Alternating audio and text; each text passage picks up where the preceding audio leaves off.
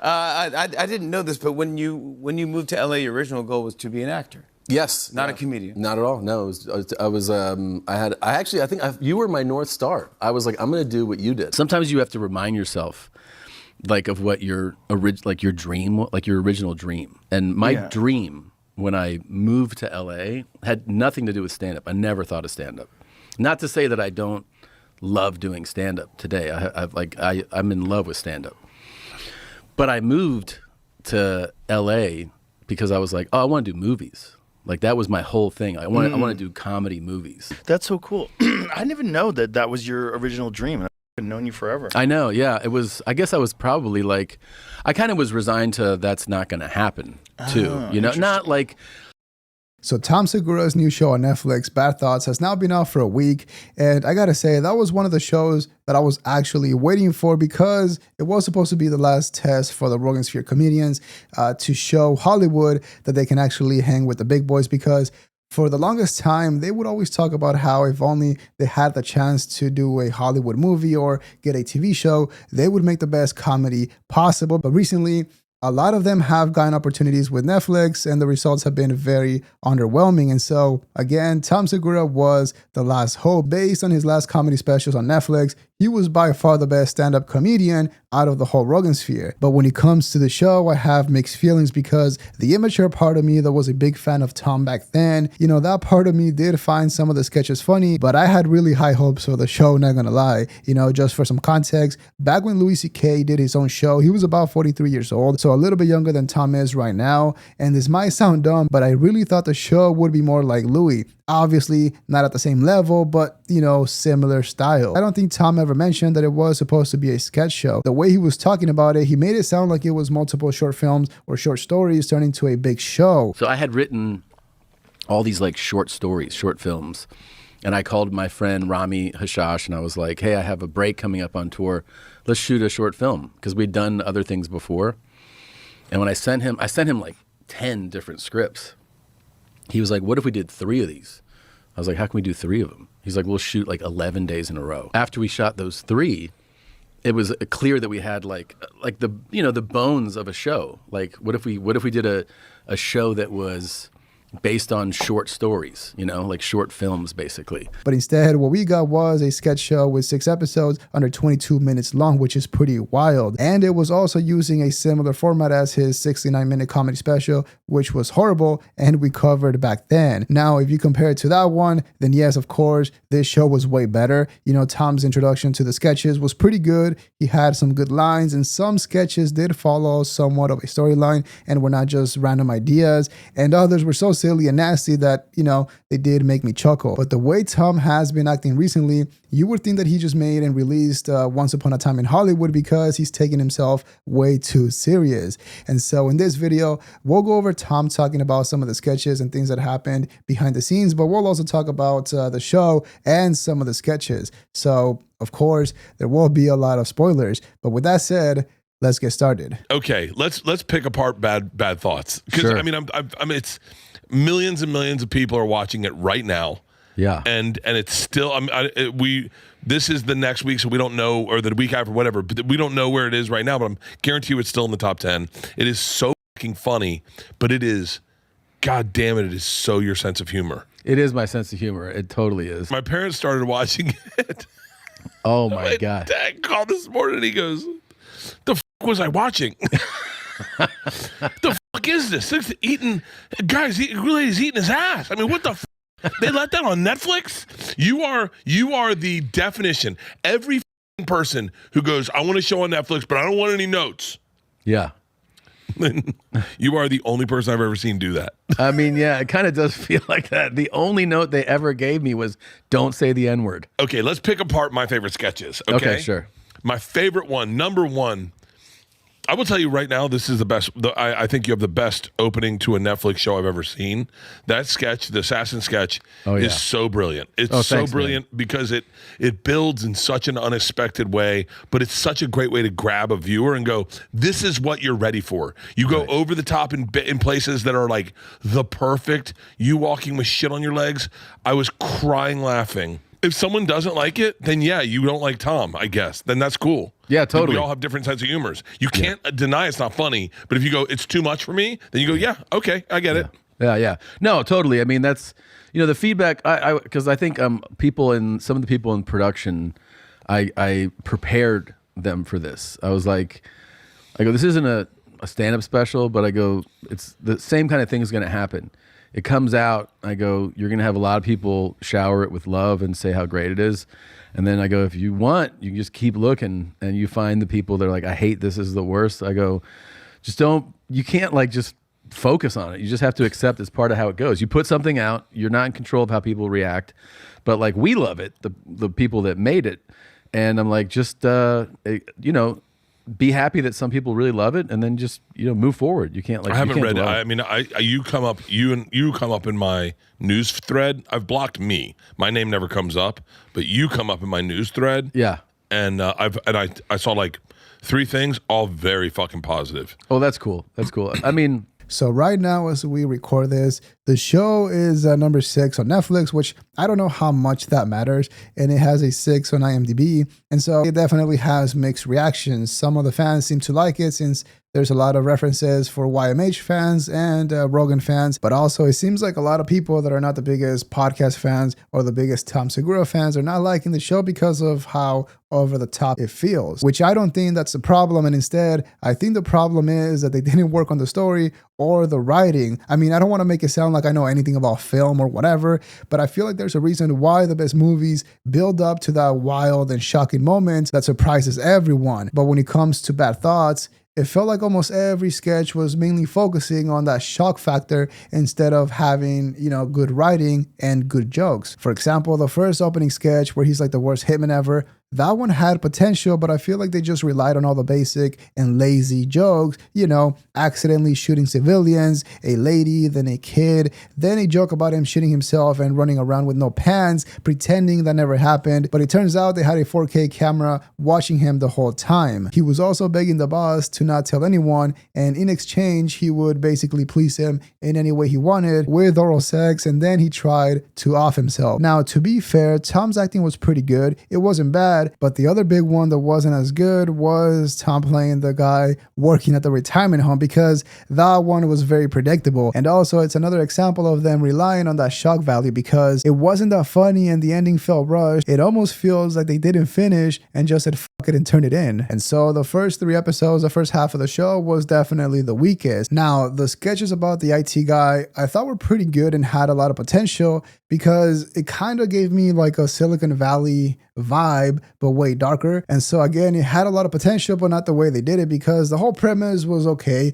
It was, it was basically an IT guy getting into an argument with someone he worked with. Then he ends up hating him. So then he spends the rest of his life hating him, and eventually creates this massive video game and becomes super rich, and ends up tricking that same guy that he hates into getting into a VR world, into a simulation where he's forced to eat cake out of his dad's. You get the point. Think about what a young, edgy guy would think of, and you will likely guess it if you haven't seen that sketch. And by the way, don't forget to like the video. It helps out so much, and I really appreciate that. Thank you. I will say, to date, my favorite sketch out of all of them is the talent show. Oh, really? That's awesome. That one, man. And I think because I feel like your dad would have loved it. Oh yeah, he would have been like, "What's the funny part?" That's all very real. Those are all things that I like heard him say, about Vietnam. This guy sketch. Yeah, the portal stuff with Rob Eiler. I don't want to give it away in case you haven't seen it. If you haven't seen it, you should see it. But the Kirk Fox part, he's so the reveal is my favorite. My favorite. How'd you do it? It's so good. It's so good. And by the way, he's awesome in the. I mean, I don't want to tease too much to like. Yeah. But like the dad and the cake and that had me, Tom, like this, like That one is that's one of my favorites too. I love the black and white one with the. Dude, shut the up! I didn't realize that was you. That's me. Yeah. And Leanne, I'm watching it, and Leanne's like, "That's Tom. And I went, no. She goes, no, that's Tom. I go, no, I met the lady that plays that. And she goes, you met the other lady. And I was like, oh, shit, you're right. Yeah. Dude, that. And that's one of my favorite ones. I mean, they're all kind of like, they feel like they're your babies, you know. But yeah, we had a really fun premiere that you came to, Leanne, bunch of people that were in it. It was a really I fun hope night. people start saying I slept like a homo last night. I know. I shit like a Jew. Like the airplane sketch was really funny to watch you defend your old bits. Yeah, that was fun. That was really great, man. That was really great. And then it was every bit of it. It was really. It should inspire every comic who wants to make something to really make it in their voice, because that's what you did. And so once again, the first half of the show was definitely not the best. And I think it's also mainly because they focused a lot of time, too much time, doing sketches that was mainly, for the hardcore YMH audience, like the Garth Brooks sketch or the one about Steven Seagal. They went on for way too long. It was pretty boring. And although those episodes were not focusing on the shock value, and it was mostly dialogue and stories, it just didn't do it for me. It wasn't good. But then, for sure, the black and white sketch where Tom has to have sex with the twin sisters, is by far the best sketch, because that one does kind of feel like an episode of Louis, except with a lot more sexual tension. And also, the commitment to the sketch was wild, because he was really making out with that lady, and they were not holding back when they were in bed. But then, the part where Tom has to have sex with the twin sister, which ends up being a very ugly face played by him on the lady's back, is pretty gross, but also a little bit funny. I mean, if you have Netflix already, it might be worth watching that sketch alone, which is at the end of episode 3 and then continues on episode 4. And then later on the next sketch, Bobby Lee comes on and has a pretty interesting appearance, because that was clearly shot before he was taking Ozempic or whatever. And you can tell that he did look a little bit different back then. But to be honest, the sketch with Bobby was very basic, very simple, and very quick. The whole thing was about Bobby playing a guy whose sick wife wanted her make-a-wish to be, her basically getting sexually destroyed by some random guy. But nothing crazy happens on camera, and it was mainly just dialogue. How much did you fight for things, and how much did you allow the writers to convince you? I mean, that's a great question. I loved that writer's room because we had brilliant people in it. We had Matt Zimmon, Craig Girard, Connor Galvin, Rami Hashash, Jeremy Connor, Greg Tukulescu, and it was this great room where I came in with things that some things were already written. I would go, here's the thing, and we would talk about it, and some of them would keep a lot of what was there, and some of it would evolve. It was always better after the writers worked together. Sometimes we would discuss one and somebody would take a stab at it, and then we would all punch it up together. So it was this whole process. The funny one, because the guy, Jeremy told me this later, he was like, I'm glad you fought for Slept Like a Homo.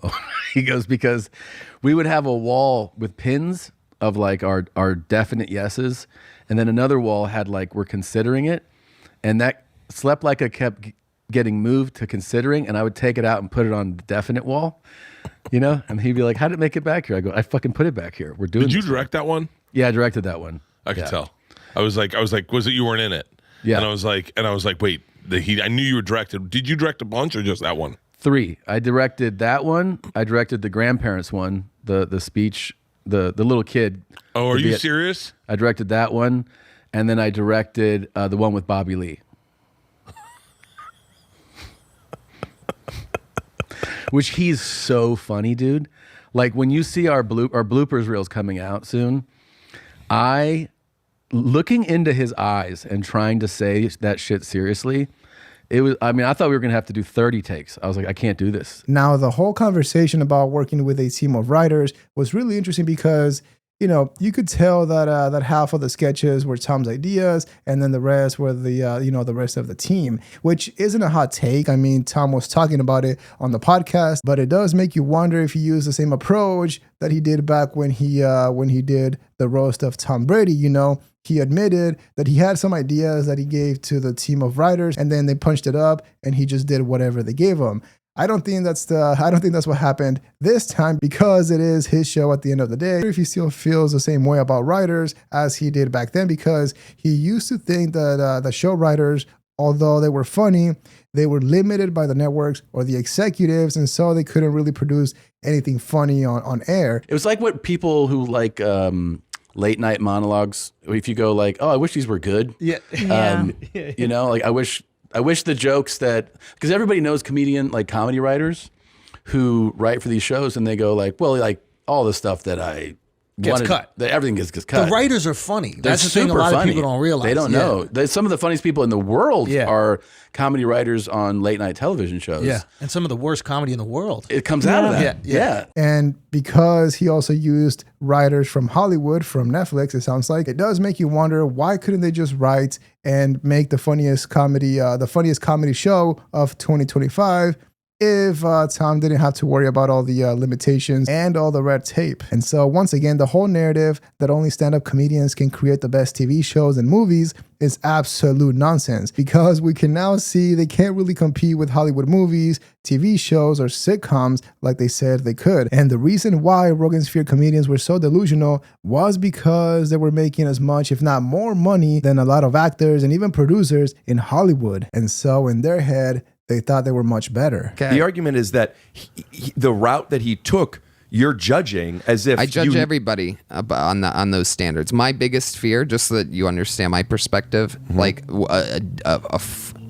another nightmare I could have is me waking up with a wife and a kid and having to go to a writing job for especially a sitcom. That sounds like hell in a handbasket, knowing that my creations are being fed to the absolute lowest common denominator on a network in between Tide Pod commercials and Taco Bell commercials, to not real fans of art, to the absolute lowest of human, absolute middle America will never spend money on a live show. These types of people.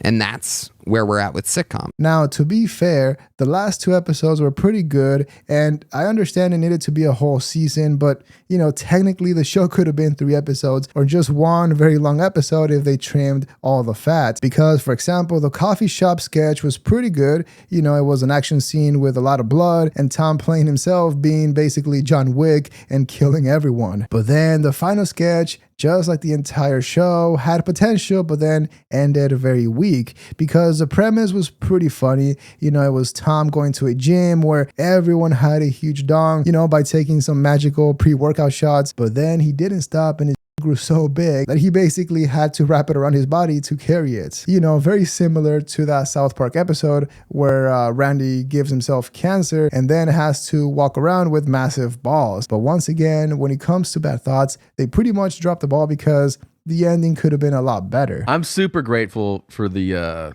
honestly, for the experience and like getting to do it, because I was with Joe, and I was like, I go, you know, this is actually my real dream. And he was like, what do you mean? And I go, well, I moved to LA. I go, I didn't move to LA to do stand-up. It wasn't even on my radar. I had zero. It wasn't even a thought. Yeah. And I go, even though like I have a stand-up career that I'm super happy about and grateful for, I go, you still, that thing in your mind never leaves, that you go, it was my dream to like make things like this, you know?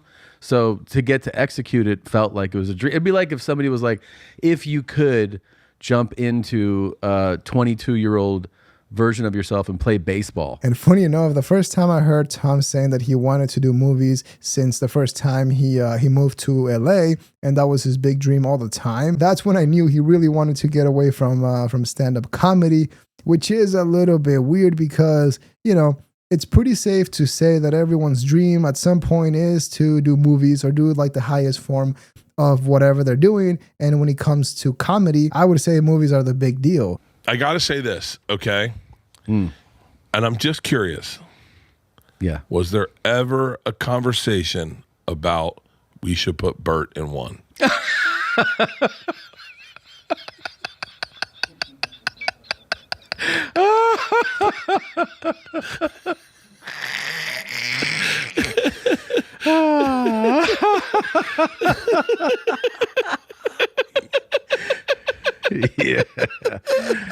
Yeah. Yeah. We all saw your promos. You know what's so funny is I posted that promo yesterday. Yeah. And I actually had a dream. I had a dream. It's so funny. I had a dream that I walked off the set of my own show and went over to your show and said, "Hey, I just walked off the set of my show. Can I work on your show? I don't have a show anymore." And you were like, "Of course, I got you." And then you're like, "You're gonna be like, you can get us coffee and stuff." And I was like, "Tom, I had a dream about this, right?" And I woke up and I thought, wait, he put everyone in that and I wasn't in it. Yeah. And I was like, oh, I should do a promo. I'll do a promo to promote the show saying that I wasn't in it. That was very funny. But what's so funny is I was like, as soon as I did it, I was like, well, I haven't put Tom in anything. And then randomly we did the promo, and at the very end I go, wait, he was in the cabin. That's right. And so I said, oh, okay, I put him in the cabin. But what's so funny is like even like people are like our friends, like Mr. Clavicle. He's a great guy. I love Mr. Clavicle. Yeah. But Mr. Clavicle wrote, in one of the comments, I didn't see Tom in the machine. And I was like, there you go. I was like, guys, I'm joking. Like I think sometimes my personality gets lost in like people think I'm 100% serious all the time, or I don't know what it is. But I was like, I'm joking, obviously, but I'm also not joking at all. Now, that question is so funny because I knew that it was coming. Even though Bert wants to pretend that he doesn't really care that he's not on the show, it clearly bothers him, especially when others like Bobby Lee, Ryan Sickler, and other people made it on the show. Now, I don't think Bert being on the show would have added any value or made it better. Of course not. But now looking back, since the show wasn't that great at the end of the day, the way that Tom didn't answer the question and instead just laughed at Bert's face was pretty savage and telling because, that shows that in his head, he thought it was so good, there was no possibility of Bert being on the show. But again, because it wasn't that good, I would argue it would have been better if Tom did have Bert on the show and a lot of other comics, because at the very least, it would have made it look like Tom at least cared about, helping others. And so I give the show a 5 out of 10 because it wasn't trash. It was watchable, but it could have been a lot better. My expectations were really high. I mean, he had the Netflix budget, all the writers, and all the resources in the world. So, it was a little bit disappointing, but let me know what you think in the comments below. Leave a like and subscribe to support the channel. Dislike if you didn't like the video, but that is all we have for today. See ya.